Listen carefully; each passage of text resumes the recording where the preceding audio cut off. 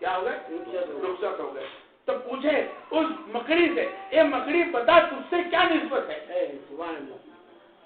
اے کبوتروں تم سے کیا نسبت تھی محمد کی؟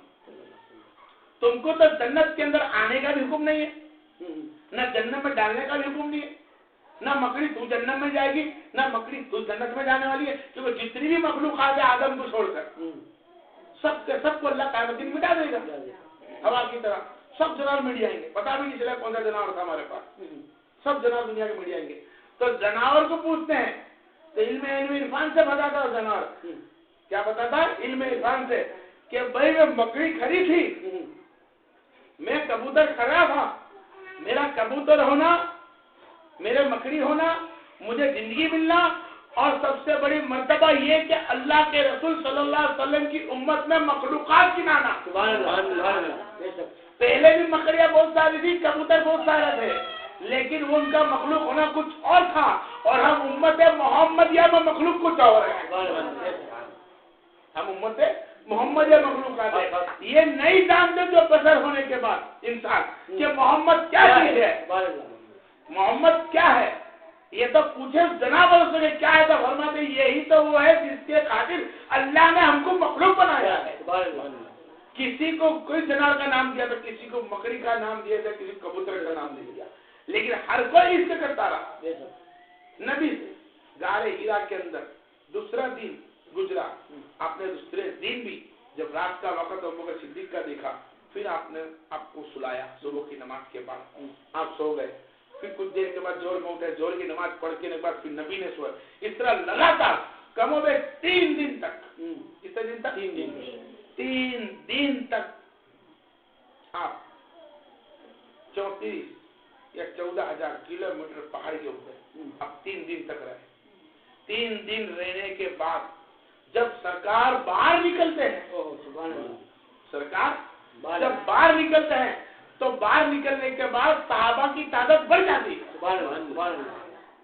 کیا ہوتی ہے؟ صحابہ کی تعداد. جبکہ سرکار فرماتے ہیں میں صحابہ تو 6 یا 7 چھوڑ گیا تھا، یہ صحابہ کی تعداد اتنی بڑھ کیسے گئی؟ تو فرماتے ہیں کہ آپ کا تشریف لانا ادھر تھا. لوگوں نے پوچھا بھائی محمد کہاں گیا، محمد کدھر گیا اور محمد کیسا ہے؟ تو فرمایا بھائی ان لوگوں نے اس سے ایسی سی صلاح کری تو اس نے اس پہ ایگریمنٹ کر کے صحیح کر کے اپنی جگہ چھوڑ دی. اب وہ مکہ سے شہر بار میں رہتا ہے. کہاں رہتا ہے؟ مکہ کے شہر کے بار میں رہتا ہے. تو یہاں اللہ تعالیٰ فرماتا ہے قسم ہے مجھ کو میرے محبوب شہر مکہ کی جس جگہ سے تجھ کو نکالنے کی انہوں نے کوشش کری ہے، جس مکہ سے تجھ کو نکالنے کی کوشش کری ہے، اگر تو چاہتا تو کوئی نہیں نکال سکتا تھا، لیکن تیری رحمانیت کے حساب سے، میری دی ہوئی رحمانیت کے حساب سے تو نے ان سے رحم کرا، ورنہ تو ہاتھ اٹھا لیتا میں ان کو سب کو غارت کر دیتا. جس طرح موسیٰ کی قوم پہ میں نے غارت کیا، لوط کی قوم پہ غارت کیا، نوح کی قوم پہ غارت کیا، ابراہیم علیہ السلام کے ٹائم پہ کیا، کم و بیش 200 سے 500 نبی کے آس پاس ان کی امت کو اللہ نے برباد کر دیا. لیکن نبی کریم صلی اللہ علیہ وسلم کہتے تھے کہ دنیا ان کو ایجا پہنچاتی رہی، لیکن وہ فرماتے کہ نہیں آج نہیں تو کل یہ ایمان لے آئیں گے، یہ جان جائیں گے ان کا محمد کیا ہے. یہ جان جائیں گے محمد کیا ہے. اب وہ جاننے کے لیے اللہ تبارک و تعالیٰ محمد کو تو محمد بنا کے ہی رکھا، لیکن محمد کے عاشق کو خوبصورت بنا دیا، جس کو کہتے ہیں ابوبکر صدیق. جب سیدنا ابوبکر صدیق علیہ السلام غار ہیرا سے نیچے اترتے ہیں، نیچے اترنے کے بعد باہر نکلتے ہیں، دیکھتے ہیں تو مکہ کا ایک بہت بڑا گروہ ہوتا ہے، اسی شہر مکہ کا. اللہ قسم کھاتا ہے قسم ہے مجھ کو شہر مکہ کی محمد جس جگہ پر آپ کے قدم ہو رہا ہے، یہ معنی دوسرا میں نے کیا، قسم ہے مجھ کو اس شہر مکہ کی جس کے اوپر آپ کے قدم ہو رہا ہے کہ اگر کاش ان لوگوں نے تکلیف پہنچائی اور تم نے اپنی رحمانیت بتا کے باہر نکل گئے، اگر میرا نبی وہ ہاتھ اٹھا کر کہہ دیتا اللہ اس جگہ کو غارت کر دے تو مکہ ہونے کے بعد بھی زمین میں گھس جاتا، مکہ ہونے کے بعد بھی زمین میں گھس جاتا. تو اللہ کی جو نشانی تھی وہ نشانی بھی برقرار ہے. تو محمد مصطفیٰ کی رحمت ہے، محمد मुस्तफा की रहमत से है। जब सरकार सल्लम ने अबू बकर सिद्दीक अलैहिस्सलाम से जब तीनों निकलते हैं तो गिरोह आता है, वहां से एक गिरोह आता है, वो गिरोह देखता है तो ये सोचता है इनमें से मोहम्मद कौन है, इनमें से मोहम्मद कौन है, क्योंकि दोनों की उम्र सबकी लगती थी, हाइट बॉडी में सब सबके, कलर में फर्क था, लेकिन गारे सकीना के अंदर नबी के चेहरे को तकते रहे। पूछा कुछ पढ़ा था, अबू बकर सिद्दीक कुछ पढ़ा था, कुछ नहीं पढ़ा, तो क्या करा, सिर्फ अनवर मोहम्मद को देखता, चेहरे को देखता रहा, और देखते देखते अल्लाह ने ना जाने मुझ में क्या ना किया। जब वहां जाके पता चलता है तो सरकार सल्लम को लोग देखते हैं, दोनों विशुद्ध वो ना जी का बात करते हैं, नतीज करते हैं कि हम मोहम्मद बोले तो किसको बोले। जब अबू बकर सिद्दीक को पता चलता है कि शायद ये लोग ईमान के खातिर हैं, अगर लड़ना चाहते होते तो डायरेक्ट हमला कर देते, लेकिन हमला इन्होंने किया नहीं है, तो ये कुछ गुप्त करना चाहते हैं।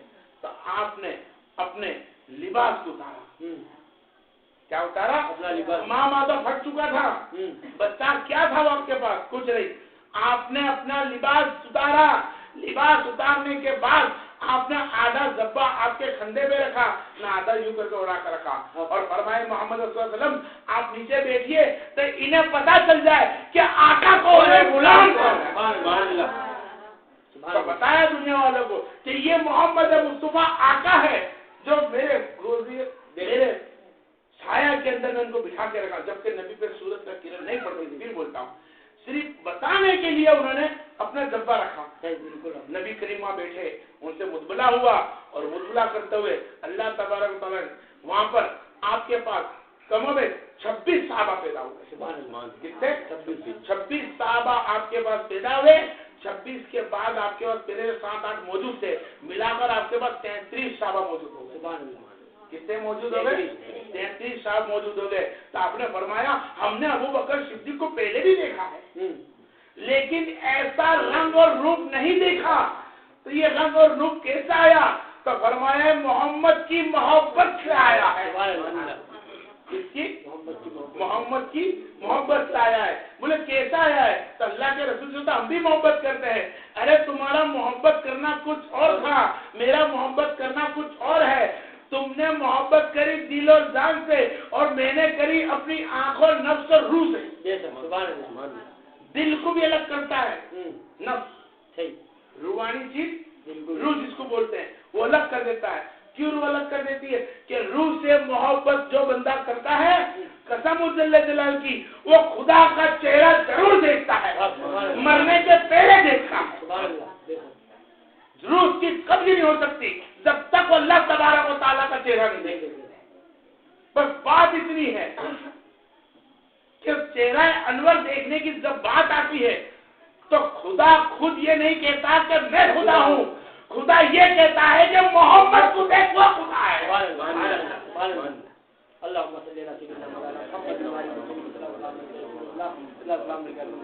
खुदा को देखे बिगड़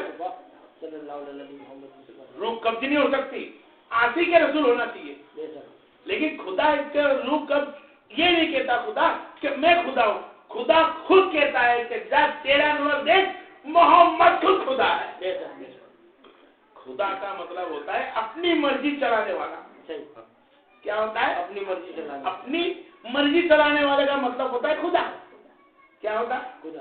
अपनी मर्जी चलाने वाले का मतलब खुदा। समझ मारी बात? अपनी जो मर्जी पड़े वो चले और वही हक हो जाए तो उसको कहते हैं खुदा।